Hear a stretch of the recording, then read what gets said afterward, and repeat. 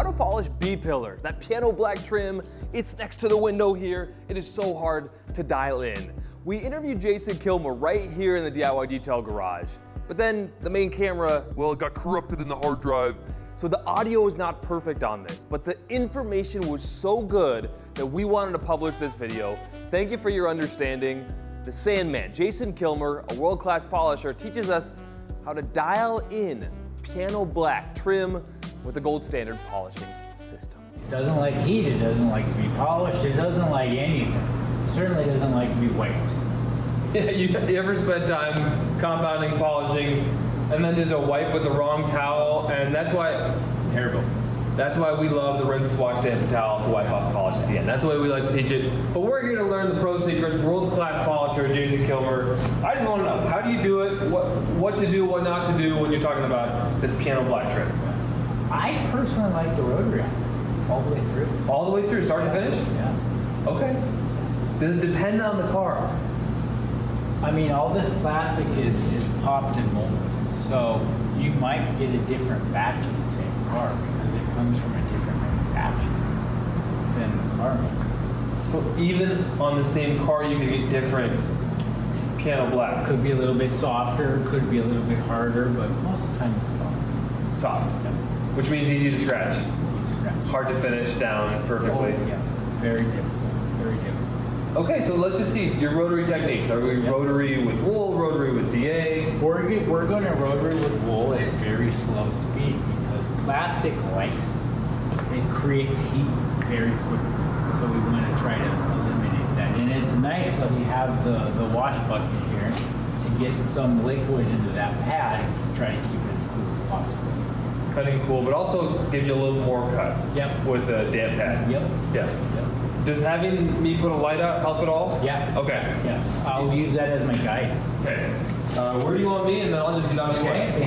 I'm going to just polish from here, so if you get somewhere right there, I've pre-cleaned this pad. I'm going to do something a little bit differently, and I'll tell you what.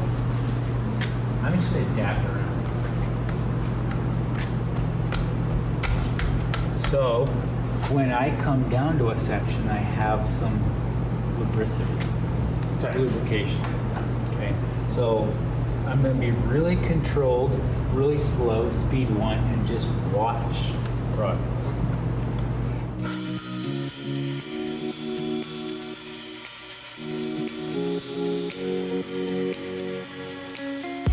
See how my polish residue looks really nice, tight beads? Just really tight half circles? Yep.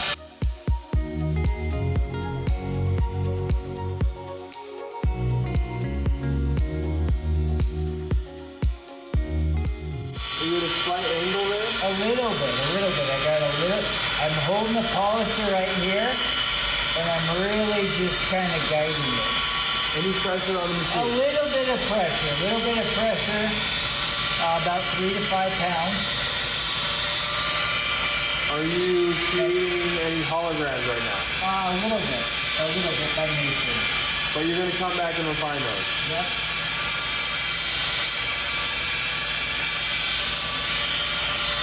It's a brand new pad, so it will shed the first time you use it. Don't freak out.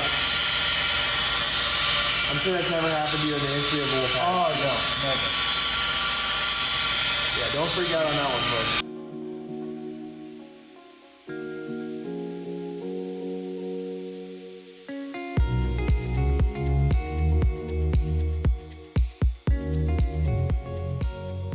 The funny part about getting these perfect, if that's even a possibility, is that they're just going to get scratched up later. It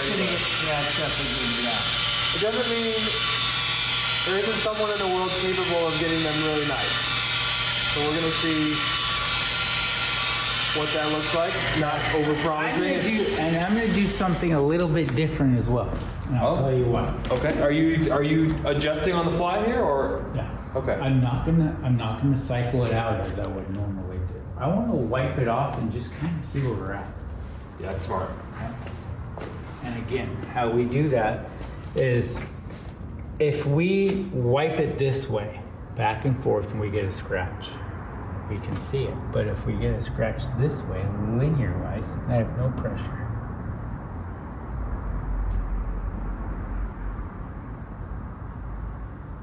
A little bit on the edge here. A little bit on the edge. We'll take our dry towel. What's your technique there? It looks like you're just very lightly. Just ever so slightly. Now we're gonna have a certain defect because we chose to use the wool pad on the rotary. And again, the wool pad on the rotary versus the DA. Why you chose the rotary? Just because it's smoother. This plastic tends to like a little bit smoother action. And it's nothing against the DA. I love the DA and I love the rotary, but I just have a little more control over the rotary on this particular Substrate? area. Yeah, substrate, yeah. So that's a pretty decent finish for piano black with the rotary and wool. And wool, yeah. And what you inflicted there is your own pattern, but that looks like rotary. Yeah. It looks like you got out what was in there before. Yeah. This would freak people out probably. Probably. But this is by design. But if you look at it, it's shiny. It's not bad. It's not bad. No, it actually is shiny. And that's the wild thing about the rotary we forget. Yeah. From 5 feet away on a sunny day, Yeah. people are used to this trim being nasty anyway. Yeah. We have a little deep scratch right in here. Yep. But again, you can chase it, but how far do you want to chase it? Because what happens is when you chase something, you always replace it with something. And so what's the cost there? What's the cost there? Removing finite clear coat, right? These necessarily don't have clear. This is just a raw piece. So this isn't even clear coat yet. Sometimes they are, sometimes they're not. Depends on the factory. Yeah. I don't even know what that means. So if it's not clear coated, that's just what this is? It's just out of the mold. Yeah, so it's shiny and plastic all into one most times. And it shows everything. It does. So you would stop here? No, we're gonna Never. Even though we're not chasing perfection, even though you saw a scratch under there, you just... We're gonna continue. We're gonna switch to the DA Why? just because I want to show you something. Okay. It's a little surprise I got. Because I think you said you were going to do all rotary, weren't you? But I'm gonna show you why people really struggle with the DA on this. Okay. And this has been cleaned already? This has been cleaned. Does it have polish? Yep. I don't know if it does or not. Not a bad idea. Not a bad idea. Now, if you can be my lovely assistant and Oh, yes, I'd love to. shine that light, Where do you want it? just, I'll adjust, I'll move You it tell me where. right there. Okay, excellent.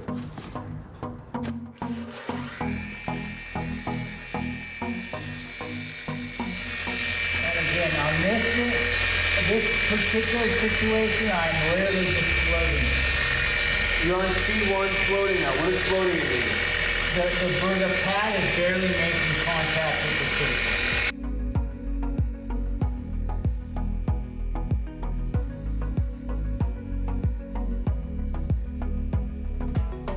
And again, this formula is it has so much lubricity in it, it just keeps on going and going and going and going. That would be gold standard polish.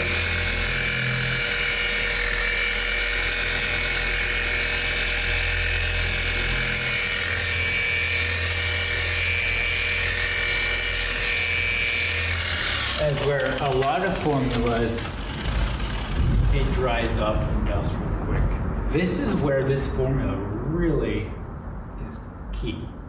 You were saying that like when you're doing these $1 million cars, like you don't want dust.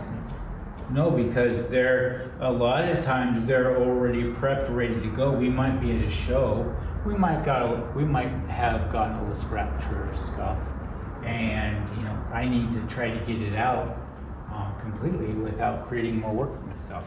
And there's a little dust there. I think maybe that pad you used was not damp.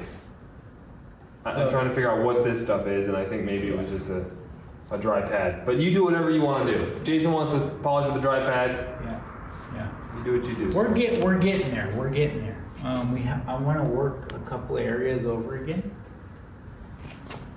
Being DIY detail, this is a full send. Yeah. I mean, for the person at home, Yeah, it's quite. This is shiny. information. Yeah. but but I see to your standards how. Okay, I see some stuff. What do you see? What did you want to point out? You said there were difficulties with. Yeah, there's a couple more areas I think we can fine tune right there, and a couple right there is really what I'm looking at. So. There's some deeper stuff. Yep. So a lot of times, if you can't see it, you have to change position or change position of the light to see it.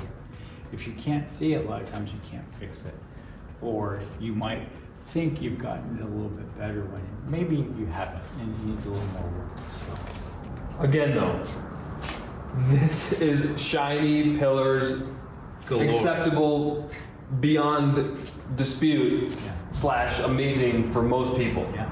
And I've chased it worse than this as a professional, and I look back why? Because you just one improper wash and they get scratched up again. It does. But you want to know how to do it? Here we are. Here we go.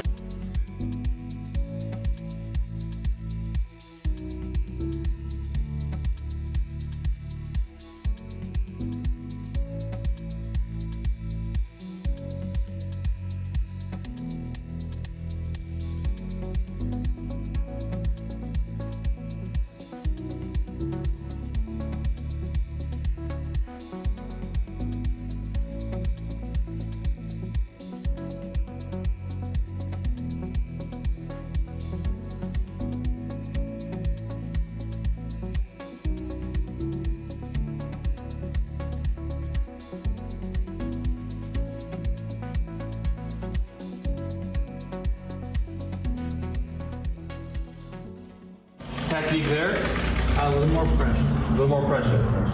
And the reason I did that is because I wanted to get some of the things I didn't like necessary. And we haven't even cleaned this roof yet, so this is driving me crazy. We're putting these back on a dirty roof, and come on now, I gotta keep us all focused here. Like Killmer do his thing. Welcome to my world. That's when we go do show cars, sometimes with fabricators and put things like that. Yeah.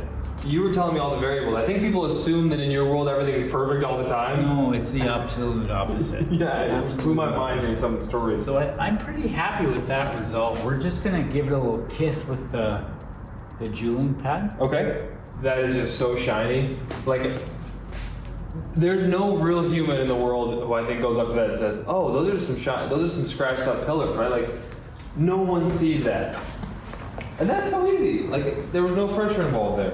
Yeah.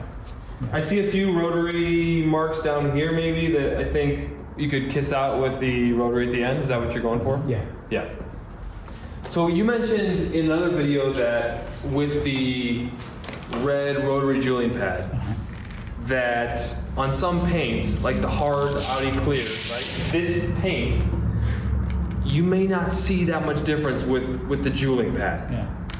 But on this piano black, the jeweling pad is gonna cut a little bit, is gonna refine more to the eye, correct? Yeah, we're not at this point in stage. We're not really using it to cut. We're using it just to try to get it the most reflective black, shiniest thing we can achieve.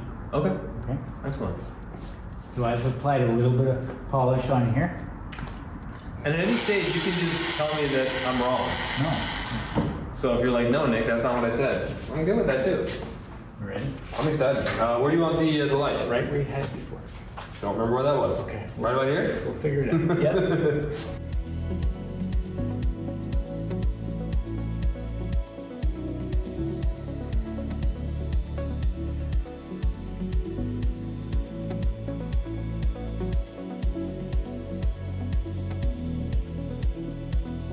Technique? Just really trying to cradle that machine. What does that mean? Just kind of hold it like a baby. Even contact patch? Yeah. Focusing on that or tilting it a little bit? I'm trying to keep it even as possible.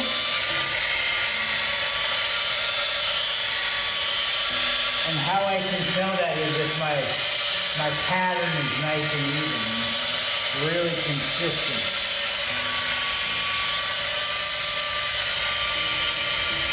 The polish pattern or Yep. the gold standard polish that you see on the surface? Yes, sir.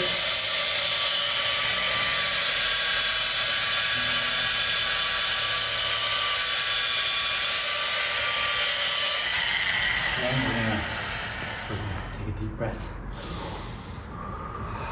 Do we wipe as we breathe? Does that help? I don't know. Are you ready for the review? Oh, I'm ready. Are you ready? I'm feeling good about this. All right. We don't want to do that. I don't want to do that. This is why you have an assistant for you. You're just kissing the paint with a little towel wipe. Yeah. I've never tried the vertical wipe. Just, is that a technique you use? I just have a little more control. Because if I go here to here, I can do a couple different things. I can pick up something here. Let's say I use a different formula from a different brand. It's a little bit dusty.